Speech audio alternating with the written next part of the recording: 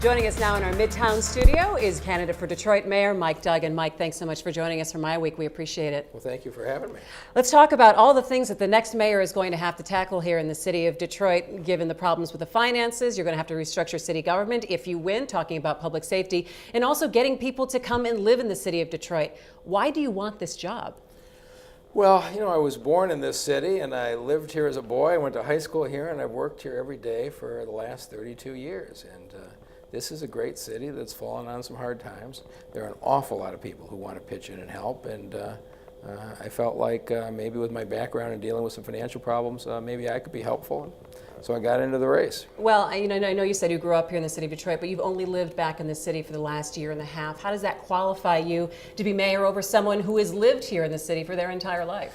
Yeah, I'm not sure most voters are saying that the qualifications to run a 10,000 employee organization and a $1 billion operation is first based on how long you've lived in a particular place. I think most voters are more concerned with what have you done than where did you live. And I'm not having any trouble being accepted as a Detroiter any place I go. People know where my heart is. Nolan? Yeah, Mike, you're on the campaign trail telling voters that you don't think we needed an emergency manager. Right. You don't think Detroit needed to go into bankruptcy. You don't think Detroit needs to sell assets. Don't think Detroit needs to touch its pensions or union contracts. There's an $18 billion debt and $100+ million annual operating deficit. Is it realistic to tell voters that you could fix all of that without those sorts of major disruptions? And if not those things, what do you do? Well, that's the right question, but I do tell the other half, because whenever I talk about the things I'm not in favor of, people ask, what are you? But when you take out the water department debt, which I don't believe belongs in this conversation, you're talking about $12 billion. Still a lot of money. It's a lot of money. $6 billion of that is retiree health care. That's half the problem. We have a retiree health care problem. We finance retiree health care. In fact, we haven't financed it, but we run up the bills in the most cost-expensive way imaginable. The retiree health care has to be dramatically restructured.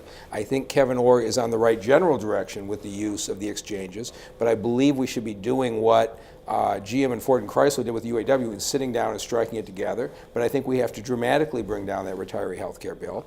We do have to reduce what we're paying to the bondholders, and Kevyn Orr is heading in that direction. But I also think we need to do things like the McKinsey report suggests. Collect the $100 million in income tax revenue every year that we're missing from people who live in the city and work at businesses in the suburbs, because the suburban companies aren't deducting the Detroit tax, and Detroit's computers are so out of date that we don't know. And so I think if you took, I'm not saying there's not going to be pain, there will be pain.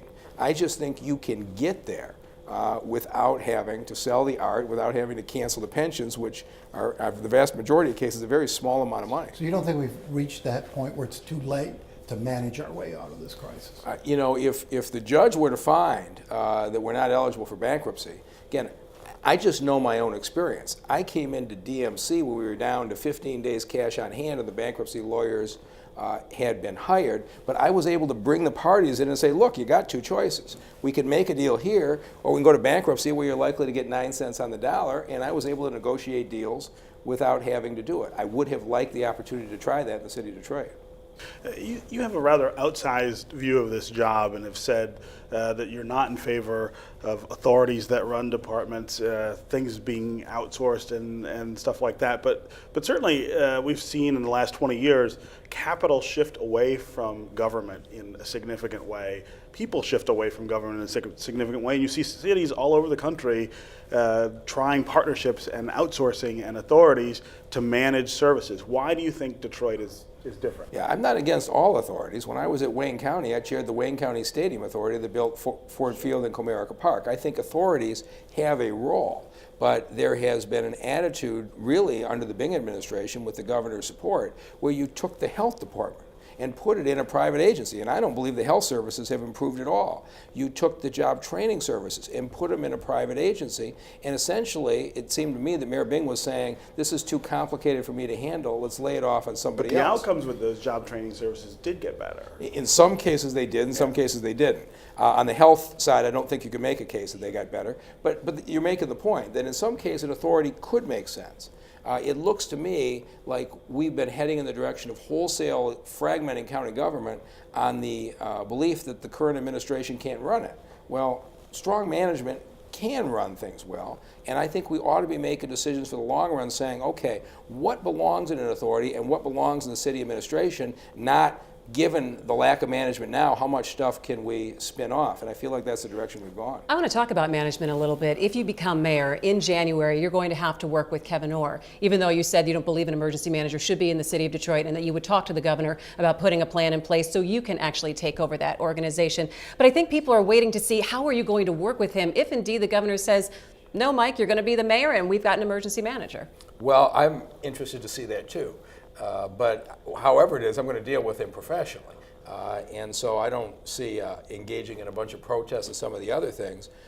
But I think, and of course it's come out in the last couple of months, you know, the governor's administration did approach me first about being the emergency manager. I think the governor's argument about needing to go to an emergency manager because the mayor could not handle the responsibilities becomes far less legitimate if you elect a mayor with a strong turnaround history. But we're going to see. I don't know what's going to happen following the November election, but I expect we're going to work it out in a professional way. Mayor Bing has said that he was not allowed to work with him, that he felt that he was kind of pushed to the side. Would you say, I'm not going to be pushed to the side, I would like to do actually even more? I'm a hard person to push to the side. So I will come in with a very clear perspective.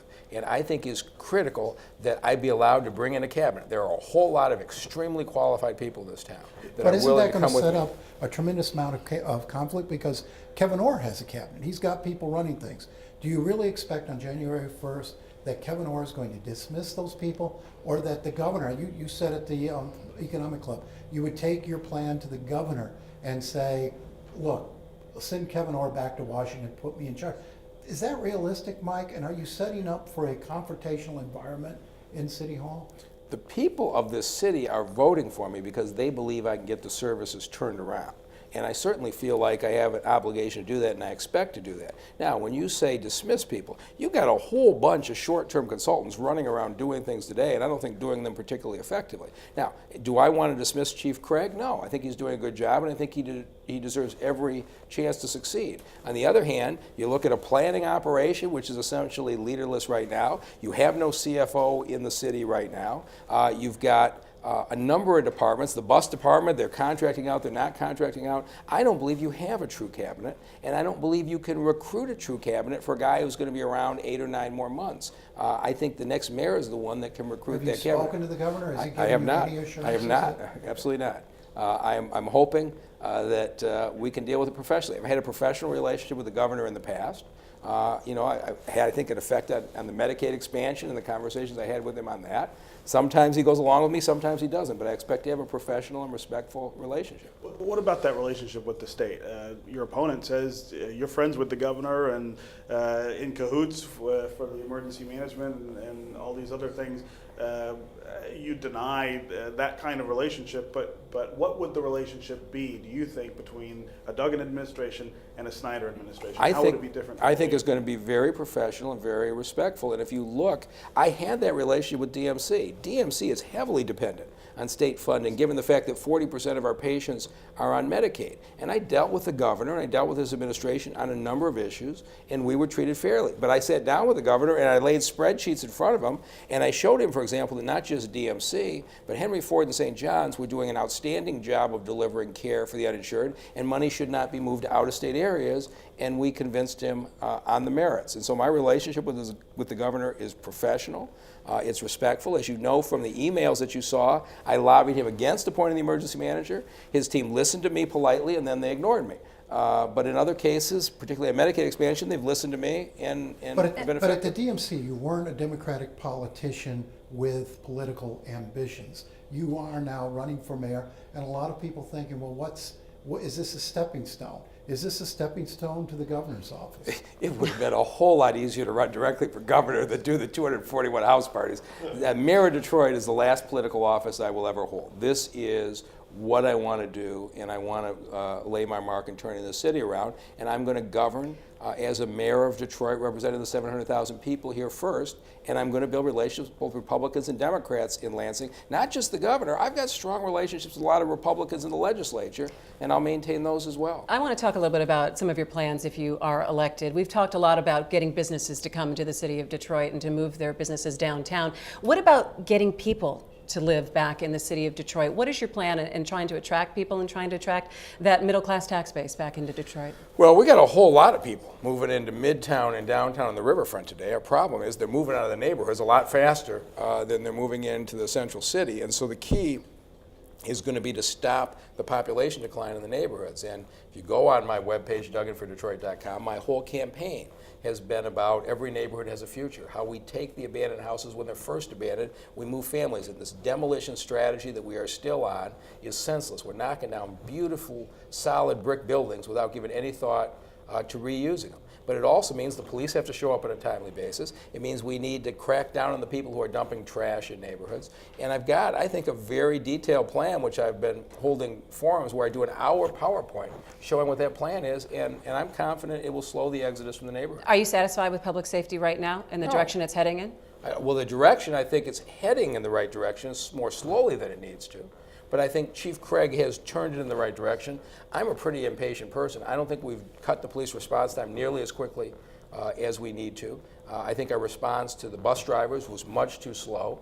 But when I get there, we'll pick up the pace of change. All right, last quick question, Nolan. Yeah, Mike, you come out of the Wayne County political machine. This city just went through a very rocky period in terms of a mayor who was a machine politician. Should the voters have any concern about those days returning under a boss Mike? No, you know, it was a different generation. It was actually a different set of laws. Up until 1995, the laws of this state said that people in public offices, your staff and your computers could be used for any kind of a campaign. It was a legitimate public purpose, a precedent that Brooks Patterson established when he was prosecutor. The law changed in 95, and we're in a different era. And I will follow the law, and I will follow the expectations that you have today. And that'll do it for us. We'd like to thank Mike Duggan for joining us, and that's going to do it for MiWeek. Thanks so much for joining us. We'll see you next week.